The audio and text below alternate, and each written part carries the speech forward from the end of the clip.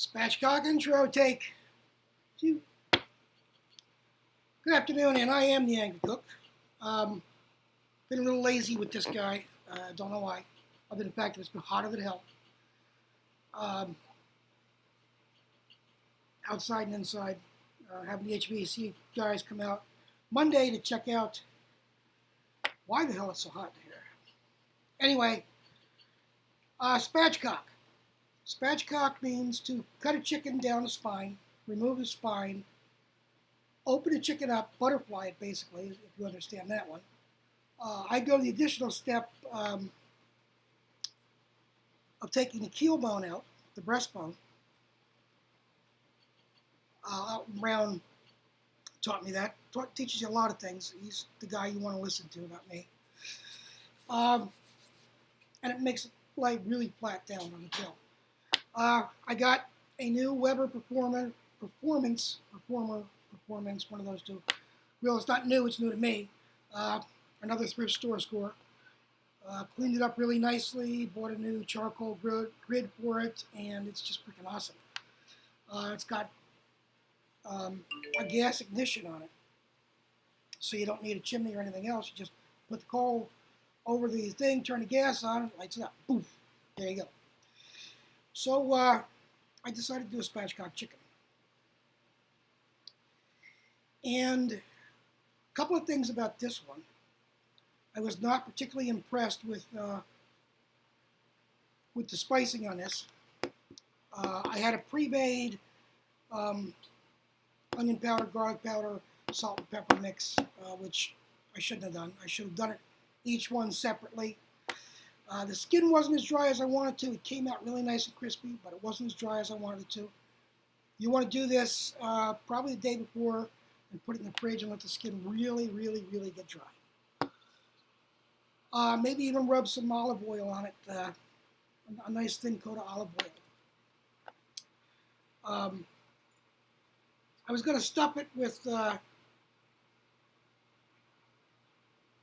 oh my God. I was going to stuff it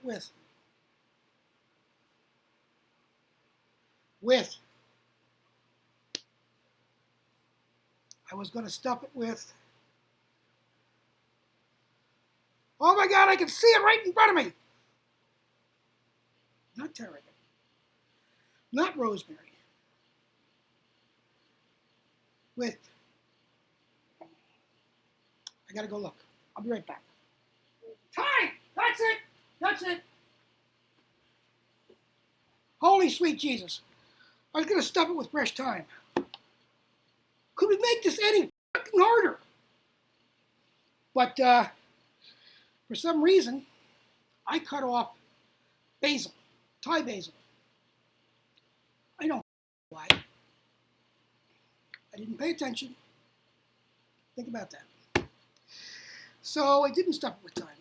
I would have stuffed it with thyme or rosemary. Either one of those would have worked. I have both fresh.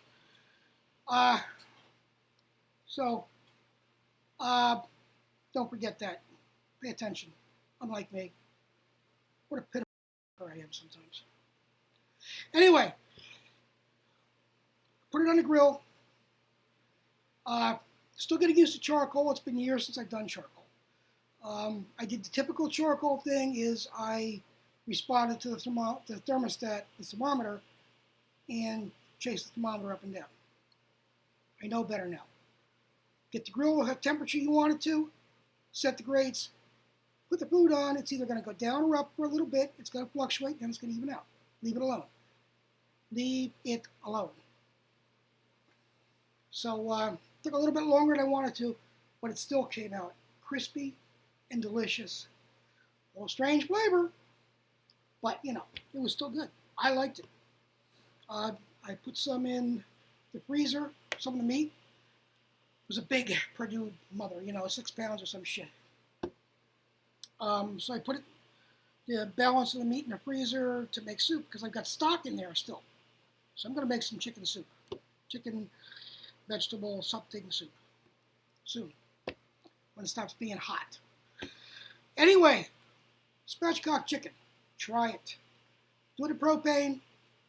325, 350, somewhere in there, and just let it go. It was also indirect. It wasn't direct over the heat. It was indirect off the heat. So I don't have any burning. Put the legs towards the heat because the dark meat will go cook faster. Because you want it faster because you need it 10 degrees hotter. 165 for white, 175 for dark. Take it off about 5 degrees before that. Let it rest 10, 15 minutes, and you're done. What was that? I don't know. Anyway, I'll edit the shit out of this one. Spatchcock chicken, episode 89. Thanks for stopping by. First thing we're going to remove is this piece of crap. Don't ever rely on this. Use the thermometer. I'm going to take the guts out. Save that for stock. You've seen me do this before. Not this particular thing. I don't think I've ever done spatchcocking before. I have a nice pair of chicken shears, kitchen shears. This will work just as well. What I want to do is put breast side down, the Pope's nose, find the backbone, which is right here, and we're going to cut on each side of the backbone. This is why you want the kitchen shears. It just works really nicely. And again, we're going to save this for stock. Replenish our stock supply since we don't have any chicken at all. Chicken parts for stock. We do have chicken stock though.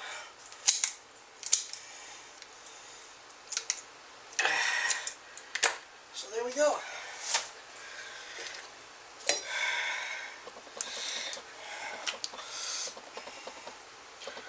Remove any of the pieces of liver or kidney or that might still be in there.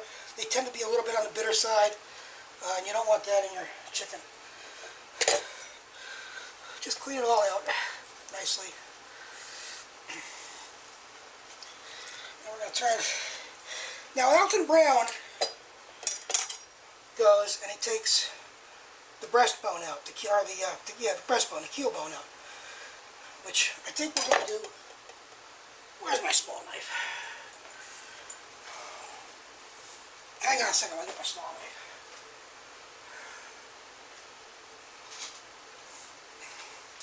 There we go. This is better done with a smaller knife than a larger one. Give it a quick sharp so you know you've got a good sharp instrument to go on. Basically, you're going to go on either side of the keel bone and just kind of cut it out. Makes the chicken lie flatter, and with spatchcocking, the flatter you are, the better you are. We're going to break that a little bit to make it a little easier to get. So just go in there.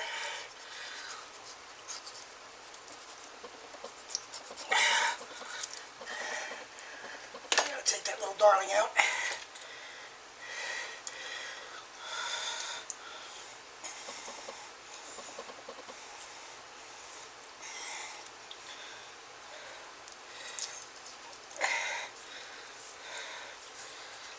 Really, really slippery, of course. Keep yourself supplied in paper towels.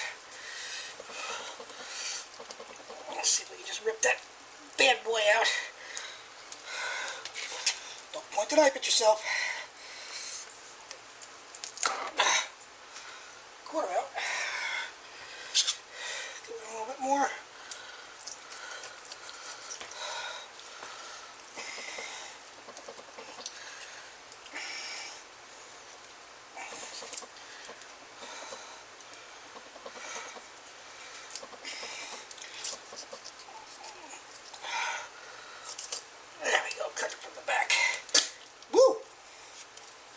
Interesting sound.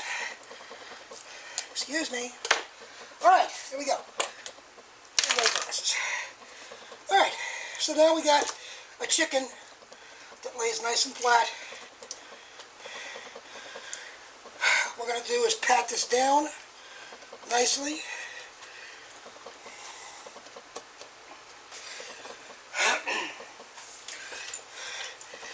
top and bottom, and we're going to lay it uncovered in the fridge. Yes, uncovered. Remember, we want to get this bitch dry. If we have room in the fridge, you can put it on a tray on a rack, which would be even better so air can get to both sides of it.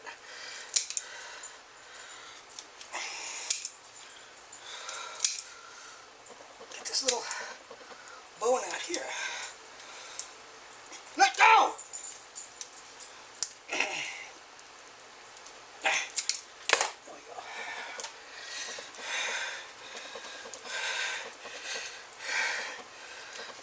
Under the pits, everywhere.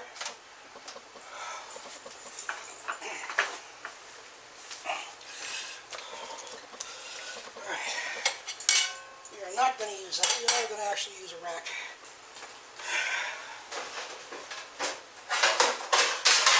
Smallest rack I got. Cast iron, which is wonderful.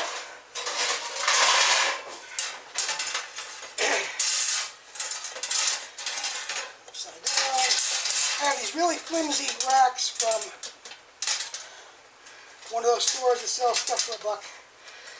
And spend some extra money and get some real racks, huh? Skin side up. And again,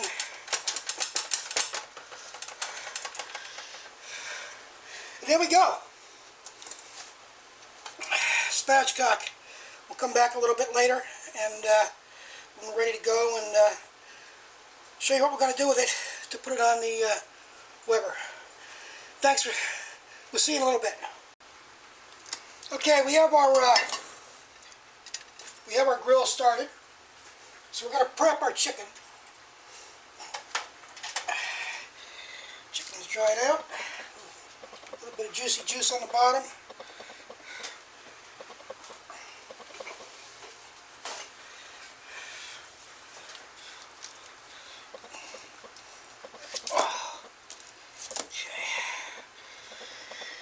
We have a blend of salt and pepper and onion powder and garlic powder in here. So we're going to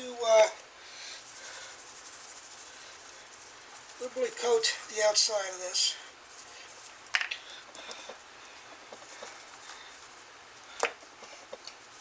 Don't forget the pit area.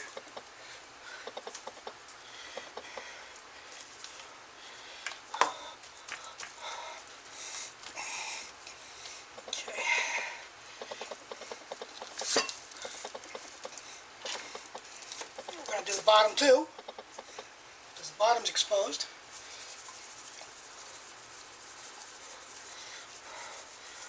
If you took the keel bone out, don't forget that area. You don't have to take the keel bone out if it bothers you for some reason.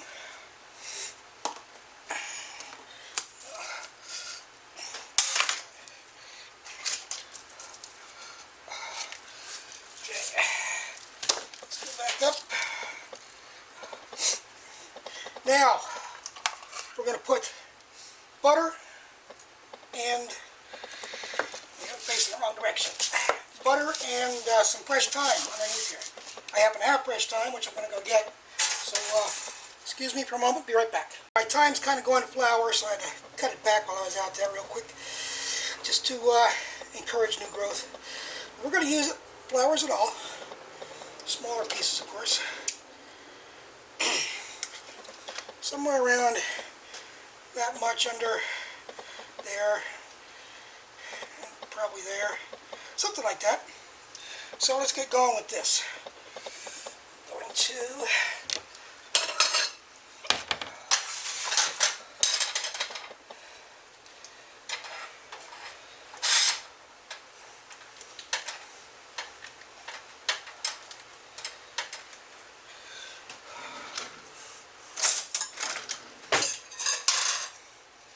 now, you're going to peel back the skin carefully. You don't want to tear it. Just peel it away from the flesh.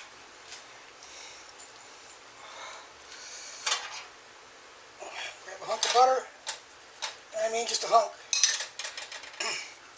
We're going to go crush that and spread it all through here.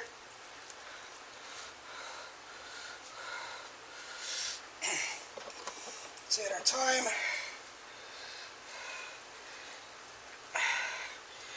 That'll add some nice flavoring. Some more butter in the front.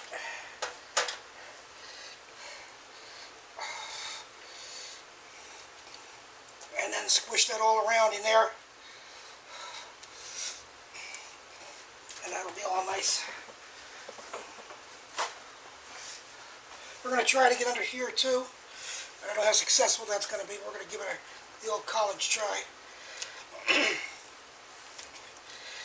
Peel back again, carefully. Hunk of butter. Honkin' butter. Hunk of bird and butter. Whatever. We'll just ignore that, shall we? And we'll add our thyme.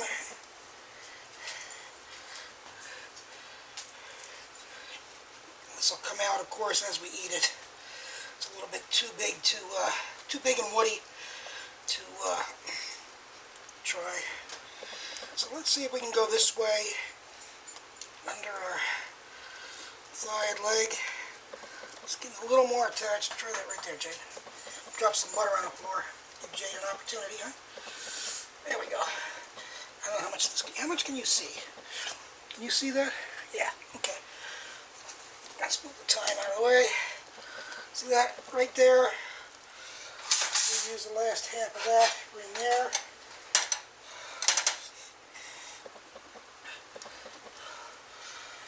I want to get some of that in the leg too.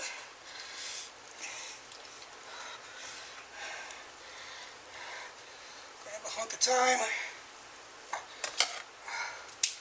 Stick that in there.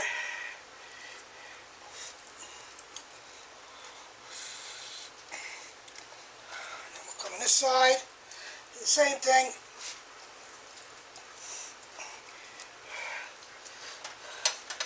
Right now we're just waiting for our grill to come to temp, get nice and hot and burny, and then we're clicking this guy on and we'll be checking in about 45 minutes.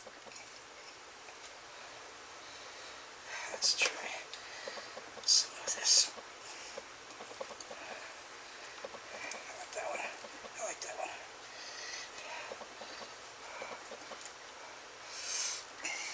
Here we go.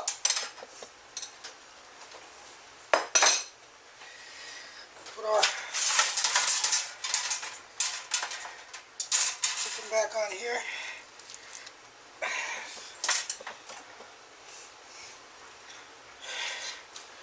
And I'll see you outside in a little bit as soon as we get up to temp. We'll be back.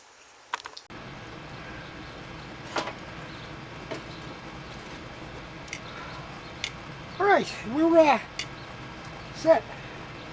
Get our jewel baskets in. I'm going to provide these in there. There we go.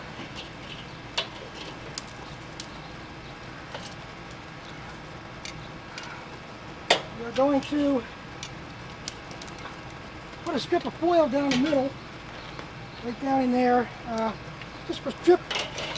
Oh, sweet Jesus. Point the goddamn ending here. Alright, now we're going to put our chicken on for 45 minutes, and we're going to check back on it 45 minutes. Between the two grill baskets, we want indirect heat.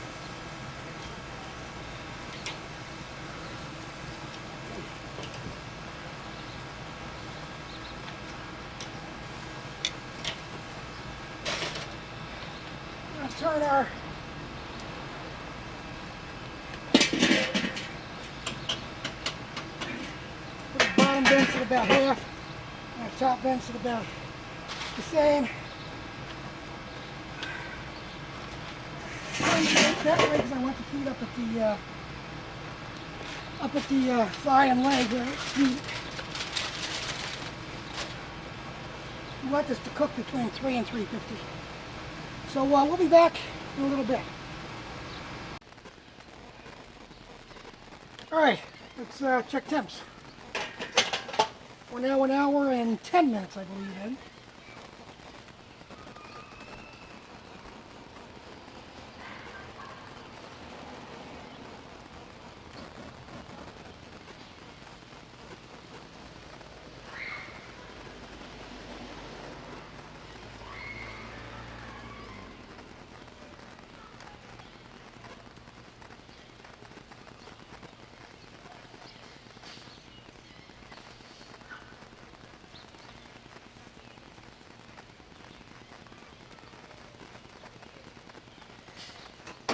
Okay. A little high on the dark meat, but ouch. You'll have this. I want you to look at this.